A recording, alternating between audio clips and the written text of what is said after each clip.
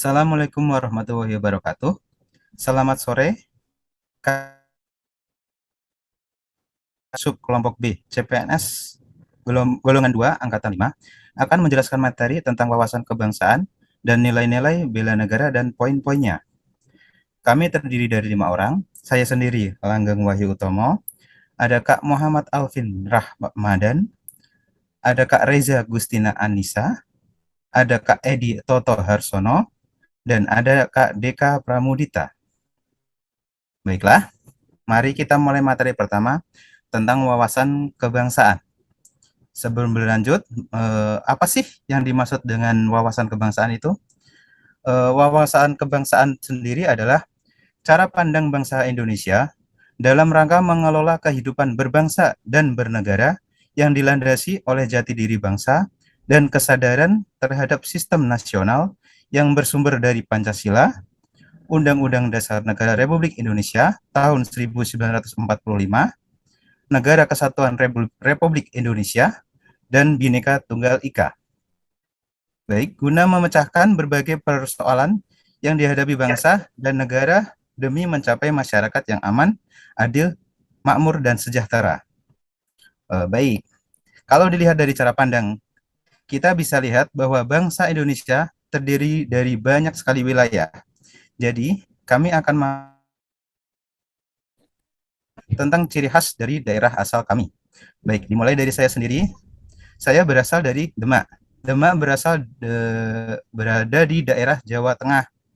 Demak berasal dari kata bahasa Arab, yaitu dima, yang artinya rawa. Hal ini mengingatkan tanah di Demak adalah tanah bekas rawa alias tanah berlumpur. Salah satu ikon dari Demak sendiri adalah Masjid Agung Demak.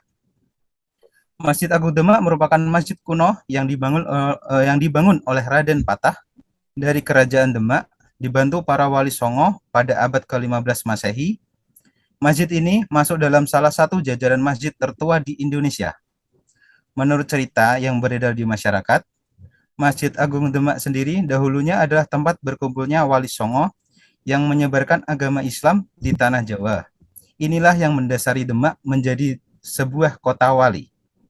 Wah, baik, selanjutnya kita menuju ke Kak Edi Toto Harsono untuk menjelaskan daerahnya. Ya, terima kasih. Selanjutnya, saya Edi Arsono asal dari Banyumas. Banyumas ada di Provinsi Jawa Tengah. Banyumas sendiri mempunyai ibu kotanya yaitu Purwokerto. Di dalam Purwokerto ada terdapat wisata-wisata yang mungkin belum cukup kita kenal. Contohnya Batu Raden. Batu Raden salah satu tempat wisata yang terkenal di daerah Banyumas. Selain ada tempat wisata, ada makanan-makanan tradisional yang eh, lumayan banyak yang terdapat di Banyumas. Contohnya ada tempe mendoan, sate bebek dari Tambak, dan ada lagi eh, sate entok dari Sumbiu. Terus ada lagi kebudayaan. Kebudayaan di Banyumas juga berbagai macam. Ada kentongan, ada lengger, dan ada wayang Banyumasan. Selanjutnya eh, dari daerah Jawa Timur. Oke, perkenalkan nama saya Deka, saya berasal dari Surabaya. Di Surabaya terdapat tempat-tempat bersejarah zaman penjajahan. Salah satu contohnya adalah Hotel Orange atau yang zaman zaman penjajahan Jepang lebih dikenal dengan Hotel Yamato atau yang sekarang itu lebih dikenal dengan istilah Hotel Majapahit. Di hotel tersebut terjadi insiden perobekan bendera dari yang awalnya bendera Belanda menjadi bendera Indonesia. Nah, insiden itu terjadi pada tanggal 10 November dan sekarang setiap tahunnya diperingati sebagai Hari Pahlawan.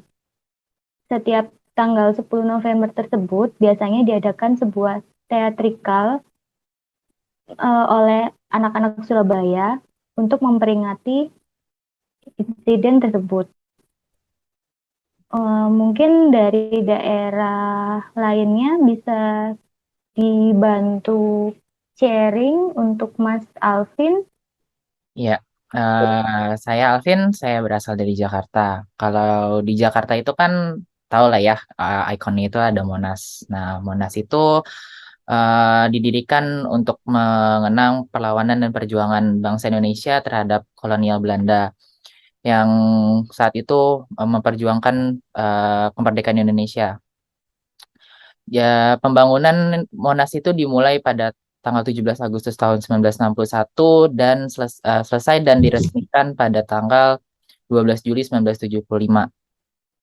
Tugu dan di Monas ini terdapat bagian penting yaitu di bagian paling atasnya yaitu Tugu Lidah Api yang dilapisi dengan emas melambangkan kobaran api atau semangat dari para pejuang Indonesia saat melawan penjajahan di Indonesia oleh kolonial Belanda.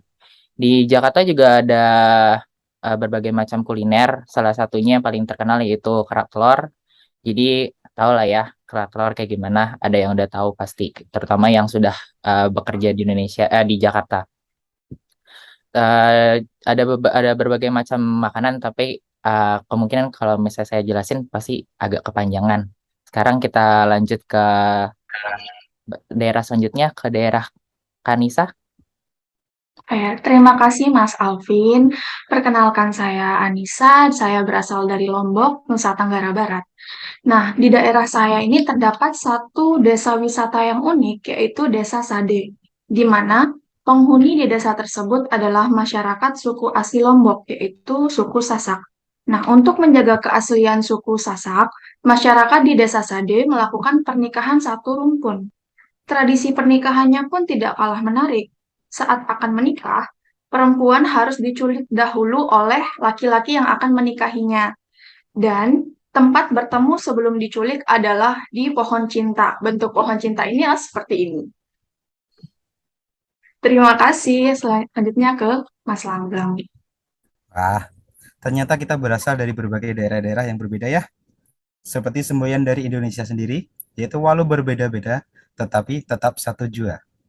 Oke, kita lanjut ke pembahasan selanjutnya, yaitu tentang bela negara. Boleh silakan, apakah ada yang mau menjelaskan apa sih bela negara itu? Oh, boleh Mas, boleh saya. Oke, baik, silakan. Menurut saya itu bela negara adalah sikap dan perilaku serta tindakan warga negara Indonesia dalam menjaga kedaulatan, keutuhan, dan keselamatan bangsa Indonesia. Bela negara dijiwai oleh kecintaan kepada negara kesatuan Republik Indonesia yang berdasarkan Pancasila, Undang-Undang Dasar Negara Republik Indonesia tahun 1945. Kita juga sebagai ASN diharapkan memiliki sikap bela negara dan cinta tanah air.